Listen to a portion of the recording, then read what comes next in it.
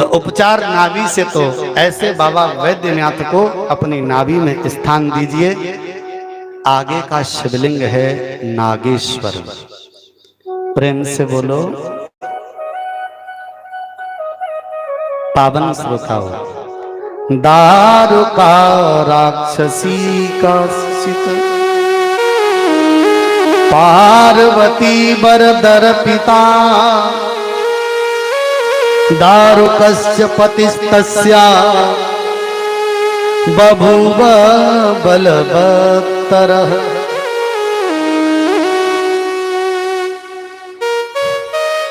एक दारुका नाम की राक्षसी थी। इसके पति का नाम था दारुक।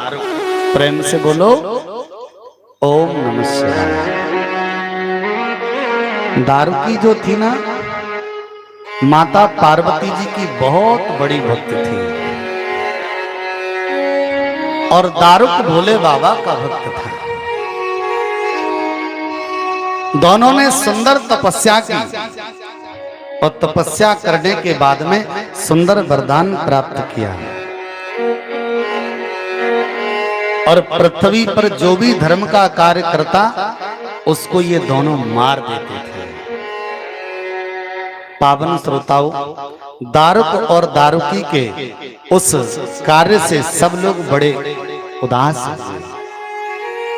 एक संत हुए जिनका नाम था औरव ऋषि। वर्णन है, सब लोग औरव ऋषि के पास गए तो औरव ऋषि ने श्राप दिया इन दोनों को, दारुक और दारुकी को। पृथिव्यां यदि रक्षासि हिंसुर्वे प्राणिनस्तदा स्वयं प्राणैरभियुज्येयु राक्षसा बलवत्तराः। पृथिव्यां यदि रक्षसि हिस्त्वां प्राणनस्तदाः। मैं और ऋषि अपने तप के प्रभाव से समस्त इन राक्षसों को श्राप देता हूं, अगर ये पृथ्वी पर आए तो पृथ्वी पर कदम रखते ही इनकी मृत्यु। प्रेम से बोलो। अब एक बात बताओ, पृथ्वी पे नहीं आए तो अब जाएं कहां? अब दारुक ने अपनी पत्नी से कहा, बोले अपना तो सुपड़ा साफ हो गया, बाबा जी ने श्राप दे दिया। दारुकी ने कहा घबराओ ना, मैया के यहाँ हमारी चलती है। भाव के साथ में दारुकी ने तपस्या की और तपस्या के माध्यम से देवी प्रकट हुई और दारुकी ने कहा, माई मेरे लिए समुद्र में एक सुंदर महल का निर्माण करो।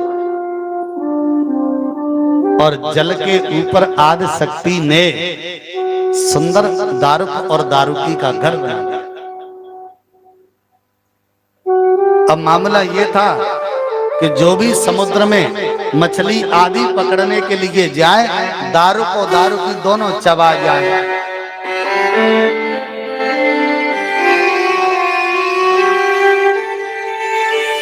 इन्होंने तो अपनी एक टीम तैयार कर ली। बोले तुम तो पानी में ले आओ, बाद में हमने देखी। तो कई लोग धन के लालच में इधर उधर से लोगों को पकड़ के पानी में ले जाएं और जो पानी में जाए उसी को दारुक और दारुकी पकड़ के ले जाएं। पावन श्रोताओं, बड़ा सुंदर विवेचन है।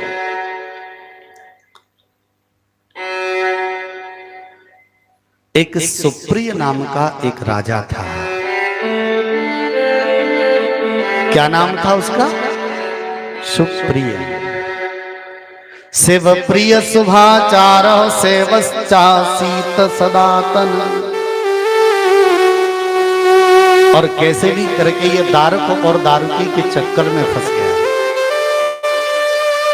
और दोनों ने इसे बंदी बना लिया।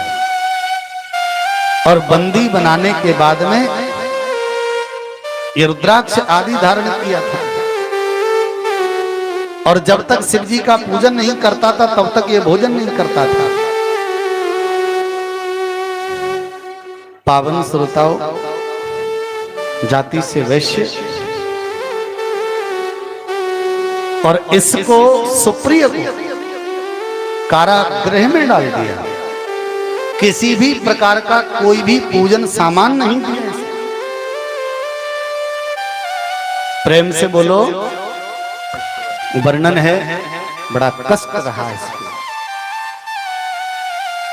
और इसने जैसे तैसे करके जेल में ही शिवलिंग की स्थापना करके पूजा प्रारंभ कर दी। प्रेम से बोलो ओम नमः शिवाय।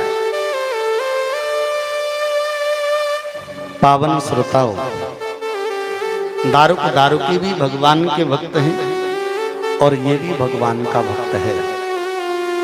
एक धर्म की रक्षा के लिए है और एक धर्म के रक्षक के लिए है। एक दिन भोले बाबा स्वयं प्रकट हुए और प्रकट होने के बाद में चरित्र बहुत विस्तृत है। एक काठ की मछली, रांगा इत्यादि दिया, बोलिए साथ में रखो, इसे जल में डालना आदि उन्हें क्रिया बताई। क्रिया बताने के बाद में बड़ा सुंदर विवेचन है।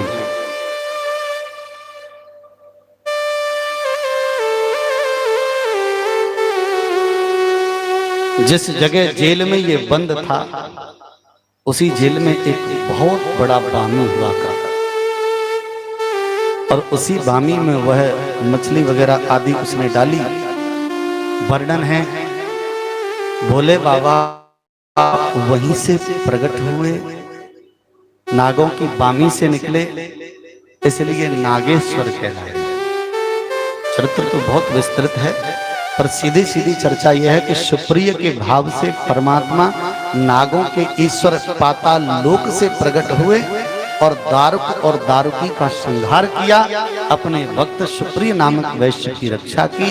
इसलिए परमात्मा 10वें शिवलिंग यानी नागेश्वर के रूप में उस समुद्र की तलहटी में स्थापित हुए। प्रेम से बोलो हर हर ओम नमः शिवाय। बोले बाबा को ध्यान में रखकर और तप किया, विशाल बल की प्राप्ति की। एक दिन नारद बाबा ने मुस्कुराकर कहा कि तुम्हें विशाल बल मिला है। रावण ने कहा, बोले तुमने कभी प्रैक्टिकल किया है? बोले नहीं तो। बोले जाओ कैलाश पर्वत को उठा कर दिखाओ तो मान लें कि तुम्हें बल है। कैलाश पर्वत को उठाया, जिससे भोले बाबा की पूजा हो गई।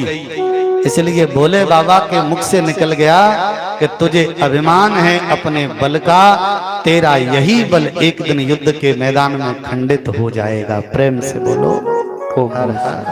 ऐसा बात शिव पुराण में प्रमाण आता है। अरे भाई, रावण ने सर काटा और एक सर को 10 बार काटा। भोले बाबा ने 10 सर उसको प्रदान किए, यानी एक वैद्य की तरह उपचार किया, इसका इलाज किया। इसलिए बाबा वैद्यनाथ बनकर विराजित हो गए। प्रेम से बोलो हर हर। जो भी व्यक्ति बाबा वैद्यनाथ जी पर गंगा जल चढ़ाता है उसकी बीमारियों का हरण बाबा वैद्यनाथ कर लेते हैं। प्रेम से बोलो ओम नमः शिवाय। एक चीज और सुन लीजिए, देखो मन में सोमनाथ, आंखों में मल्लिकार्जुन, मुख में महाकाल, कंठ में ओमकारेश्वर, वक्ष स्थल पर केदारनाथ, जठराग्नि में त्रयंबकेश्वर और भुजाओं में भीमा शंकर। तो भैया वैद्यनाथ जी को कहां बिठा लें? वैद्यनाथ जी को बिठा लो अपनी नाभि में। प्रेम से बोलो,